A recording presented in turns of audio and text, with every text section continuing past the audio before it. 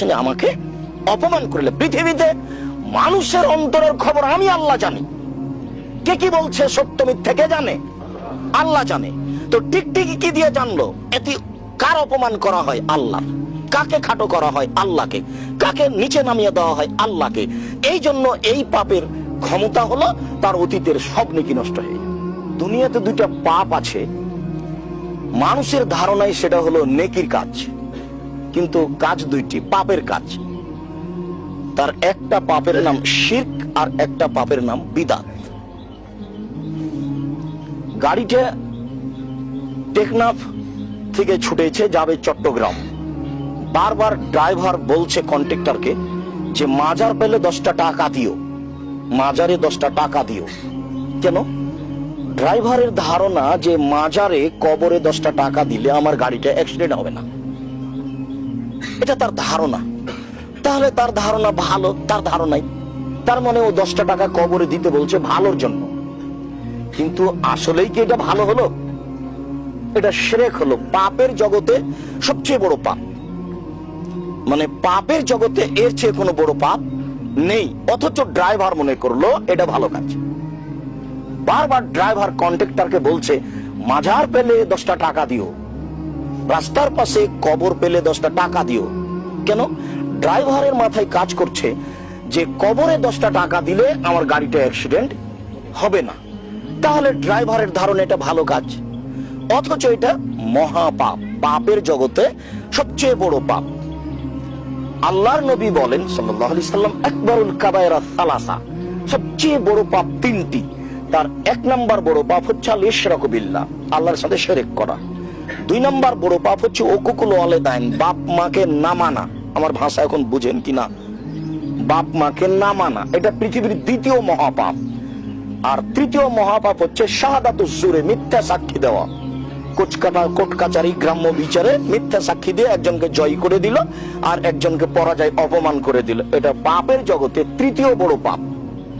তাহলে শিরক সবচেয়ে বড় পাপ, অথচ ড্রাইভারের ধারণা এটা ভালো কাজ। আরেকটা পাপ আছে বিদআত। মানুষে মনে করছে এটা আমার ভালো কাজ, কিন্তু ওটা বিদআত, ওটা রাসূলের নীতিতে আসেনি, রাসূলের নীতিতে আসেনি। এখন আল্লাহ বলছেন যে ইয়া আইয়ুহাল্লাযীনা আমানু সাল্লু আলাইহি ওয়া সাল্লিমু তাসলিমা, হে পৃথিবীর মানুষ তোমরা নবীর উপরে দুরূদ পড়ো আর নবীকে সালাম দাও। এটা আল্লাহর আদেশ। আমার এখন ভাষা বুঝতে পারছেন কিনা? আল্লাহ বলছেন পৃথিবীর সব মানুষকে যে তোমরা নবীর উপরে দুরূদ পড়ো আর তাকে সালাম দাও। তখন সাহাবীগণ বলছেন যে আপনাকে তো সালাম দিতে জানি, তো দুরূদ তো পড়তে জানি না, কিভাবে দুরূদ পড়বো?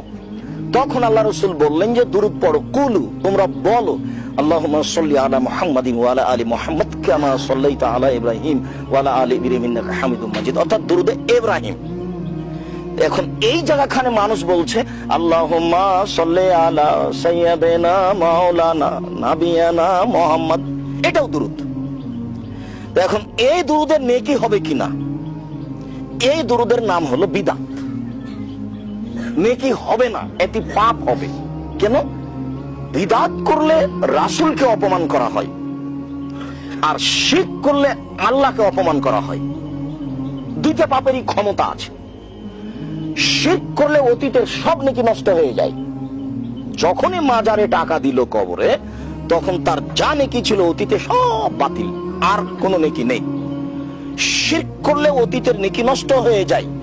শিরক করলে আল্লাহকে অপমান করা হয়, শিরক করলে আল্লাহকে খাটো করা হয়। দেখি এইটুকু বুঝতে পারেন কিনা, এইটা বুঝেন কিনা আপনারা? কক্সবাজার উখিয়ার মানুষ, তারপরে রোহিঙ্গা, ওই যে টিকটিকি থাকে ঘরে।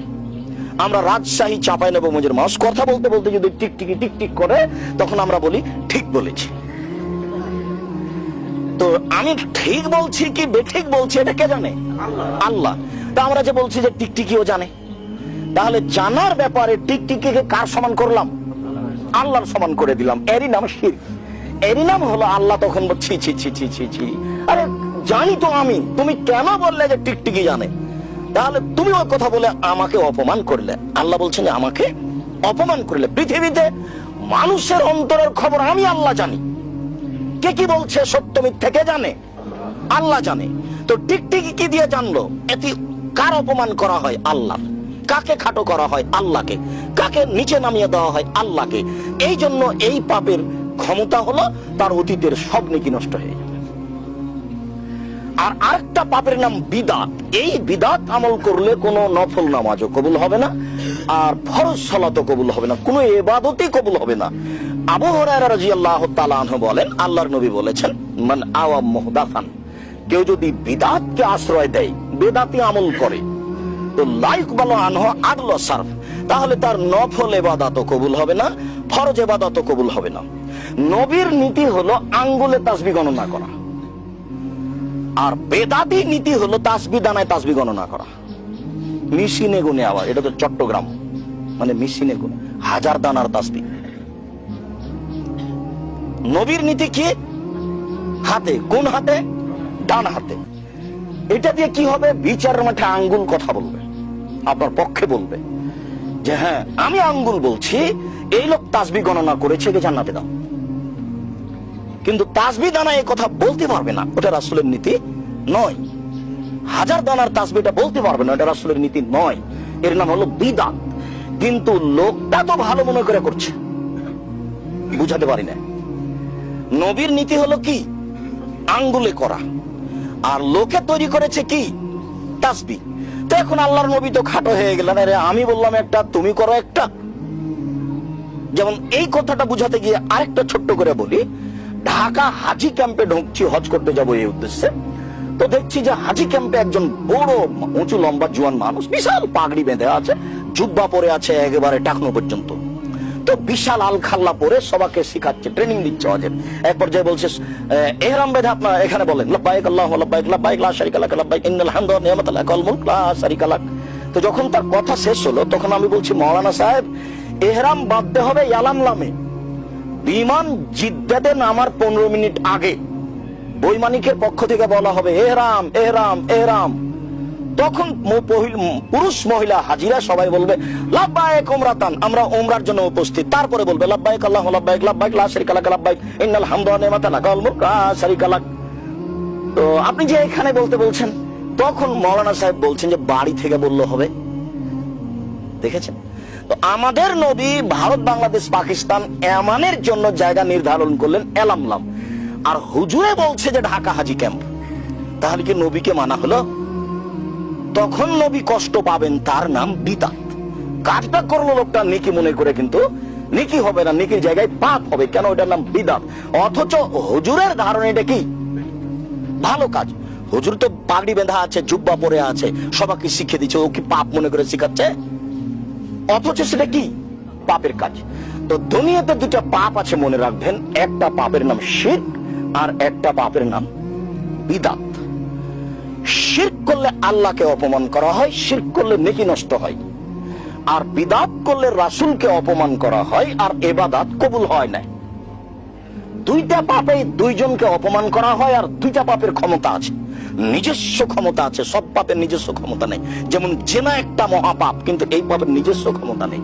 মানুষ জেনা করেছে, আল্লাহকে বলবে ভুল হয়েছে, তুমি মাফ করো, আল্লাহ মাফ করে দিবেন। যদি তওবা না করে, তাহলে এই পাপ বিচারের মাঠে কোথায় উঠে যাবে? পাপের পাল্লায় উঠে যাবে। এই জেনা পাপটা দুনিয়াতে তার ক্ষতি করতে পারবে না। কিন্তু দুনিয়াতে দুটা পাপ আছে, দুনিয়াতেই মানুষের ক্ষতি করে। তার একটা পাপের নাম হলো শিরক, আর একটা পাপের নাম হলো বিদআত। আমি চেষ্টা করছি আপনাদেরকে বোঝানোর। এখন ভাষাও তো আপনাদের মতো আমার নয়, আমি বুঝাতে পারছি কিনা আল্লাহ তুমি দয়া করো। আবারও কথাটা বলি, দুনিয়াতে দুটা পাপ আছে যার নিজস্ব ক্ষমতা আছে। সব পাপের নিজস্ব ক্ষমতা নেই। যেমন একটা জেনা মহাপাপ, এর নিজের কোনো ক্ষমতা নেই। হয়ে গেছে, তওবা করেন, আল্লাহ ক্ষমা করবেন। আর যদি তওবা না করেন, তাহলে এই পাপটা বিচার মাঠে কোথায় উঠবে? পাপের পাল্লায় উঠে যাবে। একটা থাকবে নেকির পাল্লা, আর একটা থাকবে পাপের পাল্লা। তো জেনা করার পরে যদি তওবা না করে, তাহলে এই পাপটা কোথায় গিয়ে উঠবে? পাপের পাল্লাই। দুনিয়াতে কোনো ক্ষতি করবে না, কিন্তু দুনিয়াতেই ক্ষতি করতে পারে মানুষের দুইটা পাপ আছে। একটা পাপের নাম শিরক, আর একটা পাপের নাম বিদআত। শিরক করলে অতীতের সব নেকি কাটা যাবে, আর বিদআত করলে কোনো ইবাদত কবুল হবে না। তো আজকের বেদাত কি? আজকের বেদাত হলো এই যে জুমার খুতবার আগে আজান দিয়ে বাংলা ভাষাতে সব ভাষাতে অনেকক্ষণ যাবত বক্তব্য দেওয়া, আর যে ঢুকবে তাকে আর সুন্নাত পড়তে দিবে না। অথচ খুতবা চলাকালীন একটা লোক ঢুকেছে মসজিদে, আল্লাহ রাসূল বলেন, উঠো উঠো, আগে 2 রাকাত সালাত আদায় করো। তারপরে মসজিদে যে যখন ঢুকবে তাকে আগে কি করতে হবে? 2 রাকাত সালাত আদায় করতে হবে, বাধ্য করতেই হবে, ও বাধ্য করতেই হবে, তাছাড়া বসতে পাবে না। আর এখানে বক্তব্য চলছে কিসের? বেদাতি বক্তব্য, তাই ও ঢুকে বসে গেল, ও বক্তব্য শুনবে এই জন্য। ভুল হিসেব। জুমার দিনে খুতবার সময়তে একটাই আজান হবে, ইমাম সাহেব দাঁড়িয়ে সব ভাষায় খুতবা দিবেন, খুতবা শেষে 2 রাকাত সালাত আদায় করতে হবে।